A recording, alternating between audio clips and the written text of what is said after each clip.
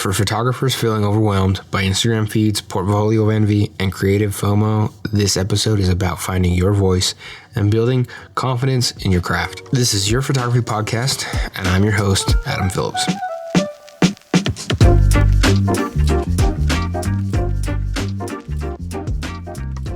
I remember scrolling through Instagram, looking at photographers who seemed so much better than me, and feeling like I wasn't enough. If you've ever felt that way, like your work is never good enough, this episode is for you. So why do we keep comparing ourselves? Why does that happen? Social media creates highlight reels and it doesn't share the full story. And I've been there. I've looked at people's work and I've thought I should try to shoot like that. And I don't think there's anything wrong with finding inspiration in the work and what you see online. But comparison, like they always say, it is the thief of joy. And when you are so focused on making it look like someone else's work, you forgot about the most important thing.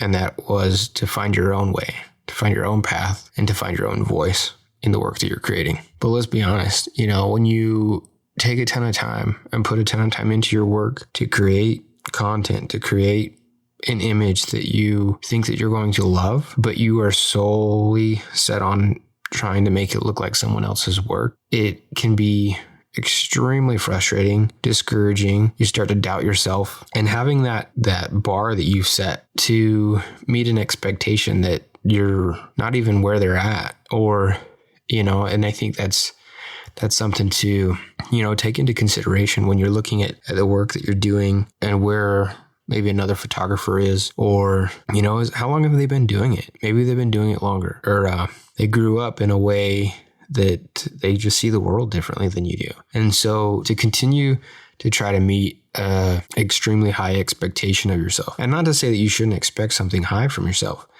but to continue to compare yourself against other people's work is a recipe for just getting burned out. I think the biggest thing that you can do is you can find and gather that inspiration, but realize where you are today and where you want to be, and then measure yourself against where you were yesterday. Because doing that comparison against other people that are in a completely different space than you, maybe they don't have the same restraints as you. And I mean that in the best way, or I don't know if the best way is the right way to say that. I mean that in the sense of, some people, they're married, they have 3 to 5 kids, or even just one kid, or, and that other person might be single, or they don't have the freedom, or maybe they're living in their car. And that's the interesting part about some of this is just because they have these curated images that look amazing doesn't mean they're always living the best life, or doesn't mean they have it all figured out. And where you might have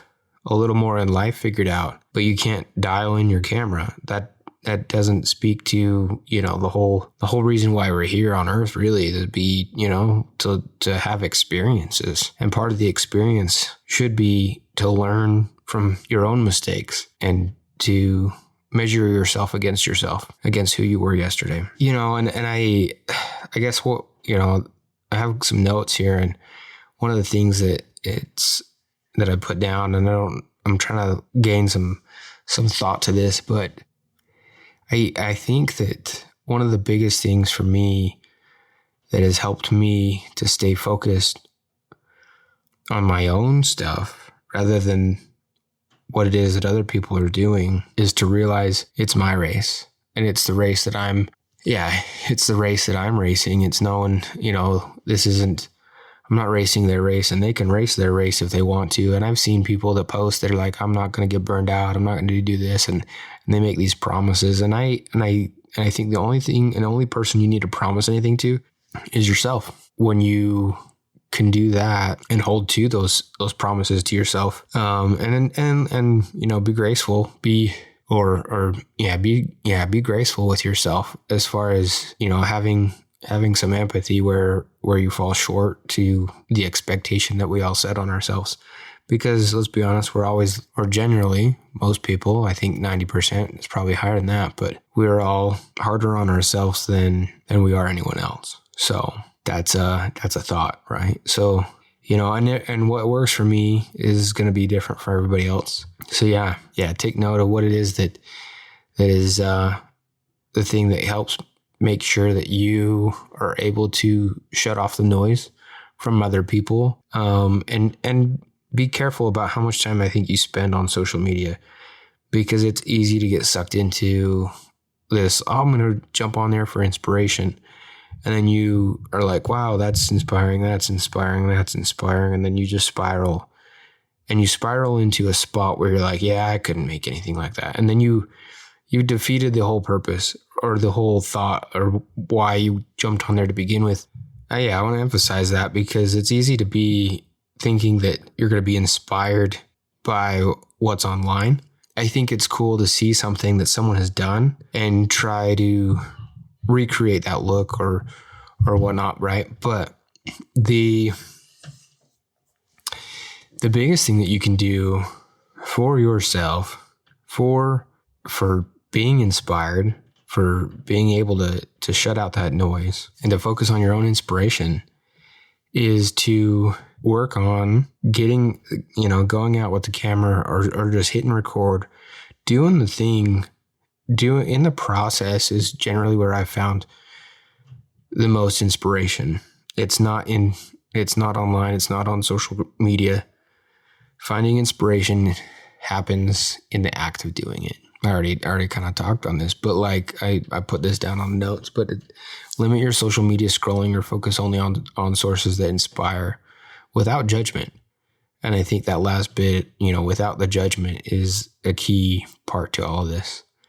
And limiting your time online and on social media scrolling, because that's huge. Before you know it, you're like, oh, I got on here to get inspired. And then you're like 100 reels or TikToks deep and you're, not inspired.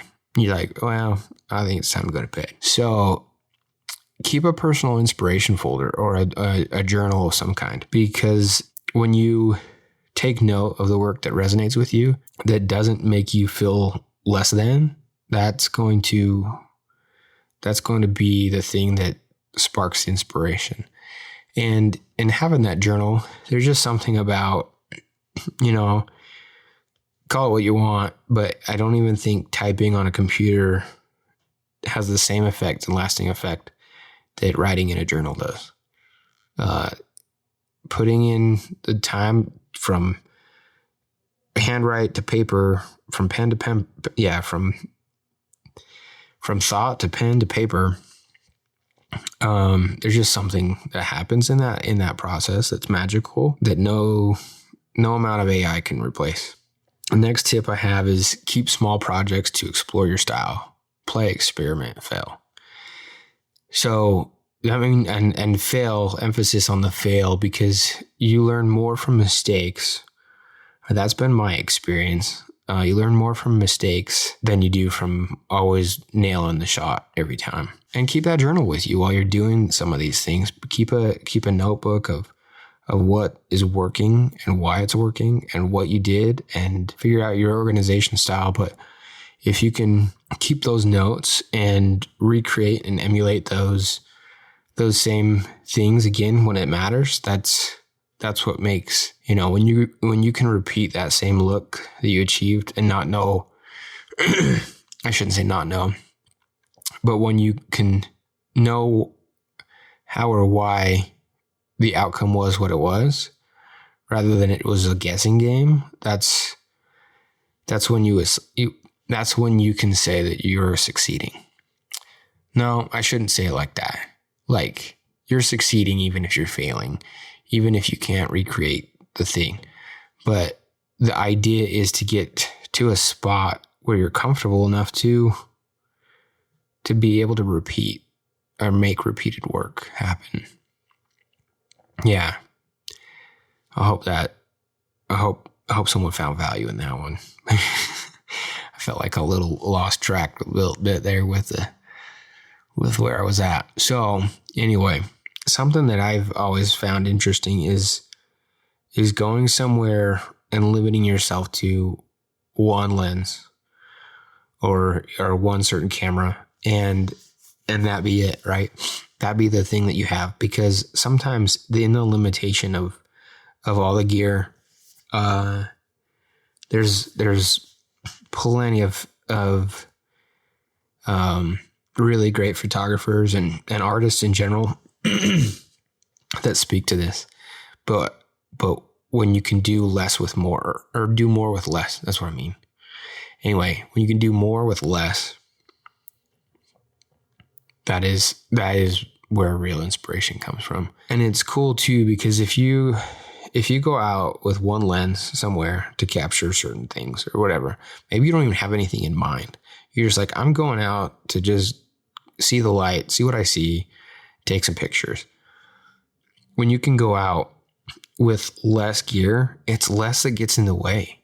When you go out with a full backpack full of a bunch of stuff, you begin to be overwhelmed by the amount of crap that you took with you. And I'm not saying that you shouldn't have these things at your disposal, but maybe I'm not going to suggest leaving it in the car, but maybe you already take the camera. I think this has always helped me, because I'll still take my lenses with me places, and they're in the backpack, but I walk around with camera in hand. I remember that being one thing that an athlete with me in the past mentioned, or even gave me praise on, was the fact that I always had my camera out already, ready to go.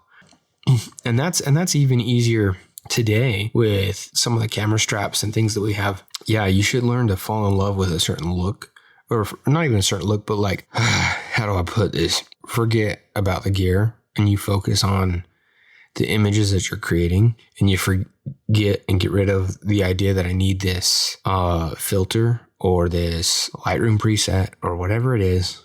When you can take the time to pause and reflect on the moment, you're going to have better images, plain and simple.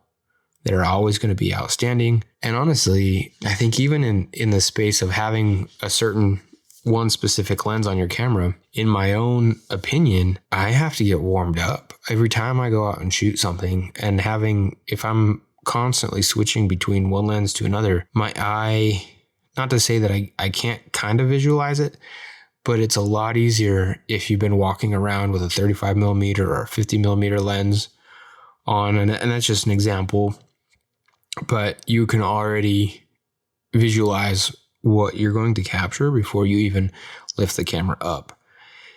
And being able to have that ability to see that and do that is pretty unique. Not unique, but it'll get you a lot further with where you want to go than to just keep switching lenses or filters or even cameras. So yeah, I mean, and it creates a space for thinking, which I think is more important now than ever, especially with the age and space that we are, because with AI and everything else, there's so much thinking that is being done for us. We need more space to stop, to breathe, to think, to sit down and reflect on life so that you can create something. Otherwise, it's just noise. It ends up being noise like all the rest.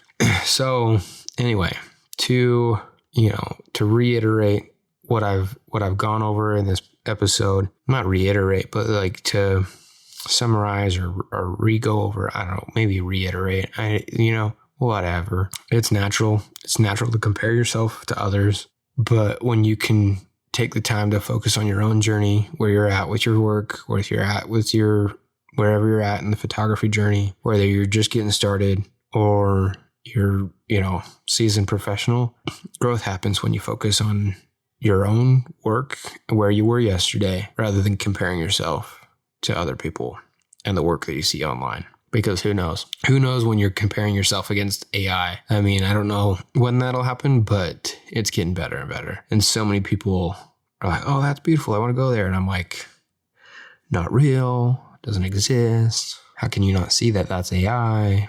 Anyway, I appreciate you guys. Thanks for being here. Thanks for listening. If this resonates with you, I'd love to hear one small victory in your creative journey, either this week or this last year, and share it with me on Instagram or send it to me an email. That's adam@philphoto.com. That's PHILL photo.com. And yeah, or go visit my website and and sign up for a newsletter or whatever. I don't know. Anyway, I appreciate you guys. Thanks for being here. And please subscribe, give us a rating on Apple Podcasts, and share it with somebody that might feel inspired by this or find value in it. Thank you guys for listening. I'll catch you on the next one.